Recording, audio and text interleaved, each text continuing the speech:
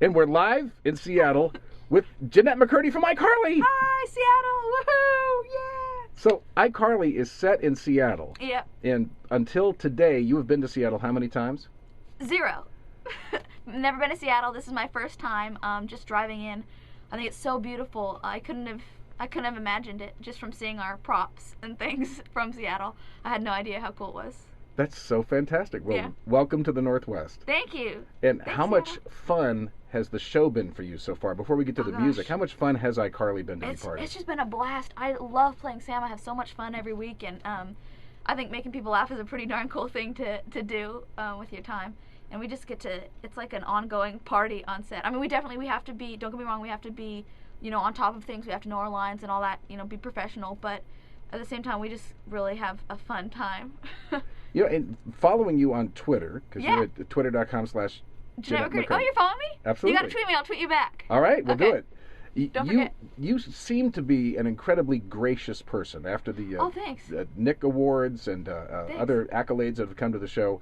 You're always thanking other people, and Thanks. clearly in Hollywood, it's got to be tempting at times, or maybe tempting all the time, to start to think, hey, it's all about me. And clearly, I don't get that from you at all. No, I mean, it's definitely not. I think anybody who thinks that is should go back to the drawing board and rethink their whole situation, because I know I owe everything first off to my mom. I mean, she's given up more than I ever could have, and she literally has spent so much of her time trying to help me with my dreams, and that's just the most selfless thing for a person to do. And my mom does that day in and day out, and has since I've been 7 years old, and wanted to do all this, and my brothers and just my whole family for sacrificing so much. But then all the fans, who come on board and they support you, and it's so great when I get messages from people on Twitter or Facebook or MySpace or Say Now, because these people are so sincere with how much they care about you, and they care about you like you're their best friend. And to have so many people caring for you that way it's really moving, and I feel like I don't want to let them down. And every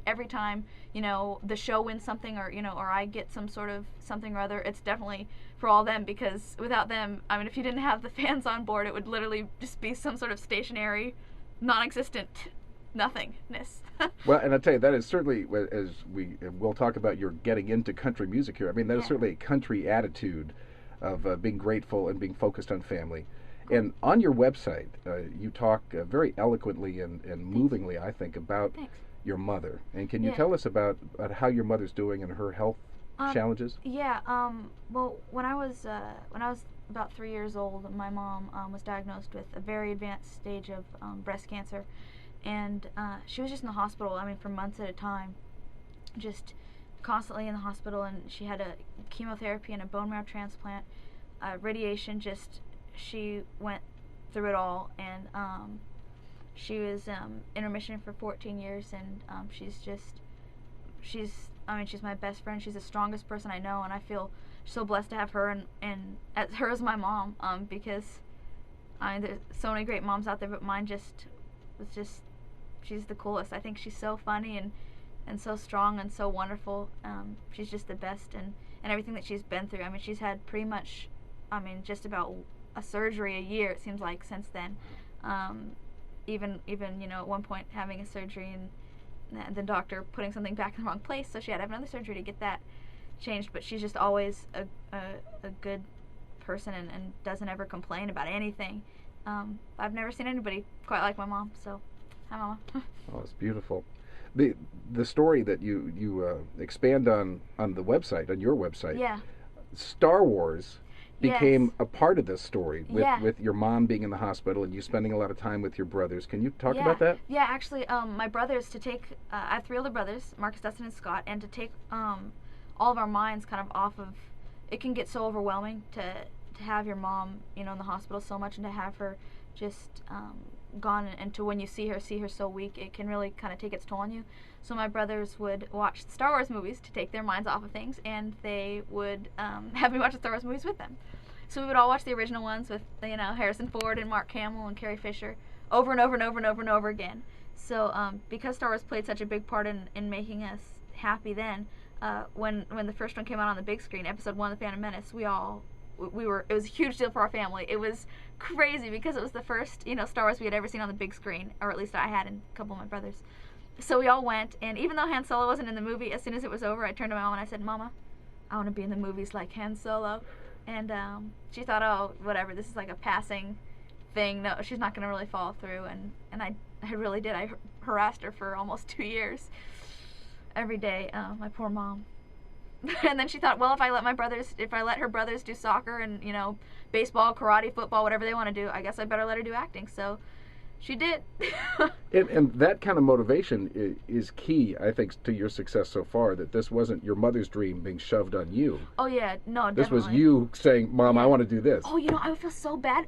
Oh, my gosh. I'd be at auditions when I was younger, and you can tell when the kids want to do it or when they don't. Sometimes, there's this one audition for Medium, and the girl came out, and it was like a crying scene, and she didn't have tears in her eyes.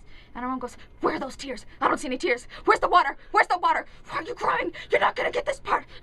And they just, like, walk in the elevator, and that poor girl, then she started crying, and she goes, oh, now there's the waterworks. Oh, my. And I just thought, that is so horrible that that girl doesn't want to do this, and her mom, like, there's the waterworks, now that it's over and you're crying. I just felt really bad, and that was a moment of really recognition for my mom, where I was so appreciative of her, and not ever. I mean, she would say so many times, are you sure you want to be doing this? Are you sure you don't want to quit now? Are you sure you don't? And I'd say, yeah, I want to do this. Now, as fate would go, and I'm sure through a lot of hard work on your part too, of talking about Han Solo in Star Wars, and then you end up in a movie with Harrison Ford. Yeah, it's really crazy. It was a crazy situation. I got a small part in one of his movies and was able to meet him and tell him that he was the reason that I became an actor, and he was so nice. And I still have the Polaroid picture of me and him on my little desk in my bedroom. And then I actually was at a pancreatic cancer walk a couple, like maybe a year and a half ago, and I was able to see him again. And that time I didn't want to bother him because, you know, a bunch of people were coming up to him for autographs, so I was just kind of standing in the background, and he came over to me. I guess his son watches the show. That was just, I mean, wow, that was a really overwhelming moment.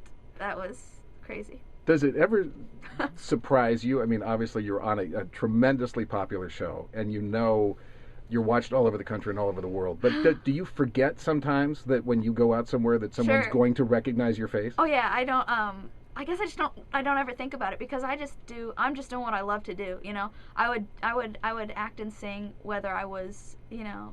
It doesn't matter to me the level that it's at, or you know, how many people you're reaching. If somebody out there is enjoying it, then that's, you know, one person, that's enough to share that connection to one person. But I will forget, and then I'll you know, just go somewhere and be like, why are people all looking at me? Gosh, I don't know, do I have something in my teeth?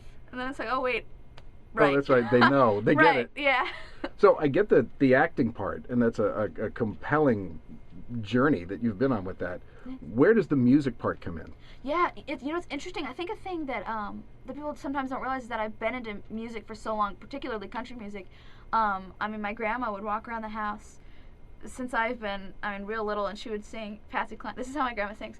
Your cheating heart is gonna tell on you. With the kind of little backwards vibrato thing, you know what I'm saying? So she would sing Patsy Cline songs, and that was kind of my introduction to country music. And then, interesting enough, my very first acting job was in a Faith Hill music video. So, what was the song? It was For the Way You Love Me. I was in the backseat. If you look up the video, I was in the backseat of a car with a tutu and cat ears, hitting a little, like, my brother person. In the video, and I got to talk to Faith Hill all day long, and I loved the song, and she was telling me, yeah, you know, you should listen to more country music. And I said, oh, my grandma listens to Patsy Cline, and I mean, she had a huge part. She was a huge part of why I went home and looked up all country songs, and quickly became in love with Keith Urban. Well, and you were on the same record label as Keith Urban now. Oh my gosh. Oh, Keith. So I could listen to him for just days. So you clearly now have been to Capital Nashville events where Keith Urban is present. Yes. And here you are, successful young Hollywood actress, and have a tremendous amount of awareness and celebrity of your own. So when you're in the same room as Keith Urban, what happens? I usually germ him. I've met him. I've been fortunate enough to meet him at his concert at the Sommet Center before in Nashville, and then I met him again at his All in the Hall benefit concert, which is great that he put that on and that everybody participated. That's another sign of, you know, the Nashville community and how much they always work together. But so I met him again there, and then I got to talk to him the most. literally probably at least 10 minutes. I mean, I'm saying 10 minutes at the ACM's after party just a couple weekends ago in Las Vegas. It was this poolside Capitol after party, and Mike Dungan, hey Mike, awesome, he's the president of Capitol. He goes, Keith, you remember Jennette? And I was like, and I was just looking at him the whole time, and he was just asking about my single and asking about radio tour and giving me tips. I mean, a legend, my favorite person, giving me tips. It was pretty mind-blowing, and telling me just kind of what it's like to perform and the great, the great fun that he has, and how it's always so important. He told me that it's always so important to have fun because that's what shows, and just always enjoy yourself, work hard and enjoy yourself. And I thought that was great advice. Well, it's pretty clear that you enjoy yourself. How much of your success so far would you attribute to enthusiasm? Because you are clearly very enthusiastic about all this stuff. Yeah, I definitely think, I think the desire's got to be there. I think you've got to want what, want it so much, and I know that's never been lacking for me.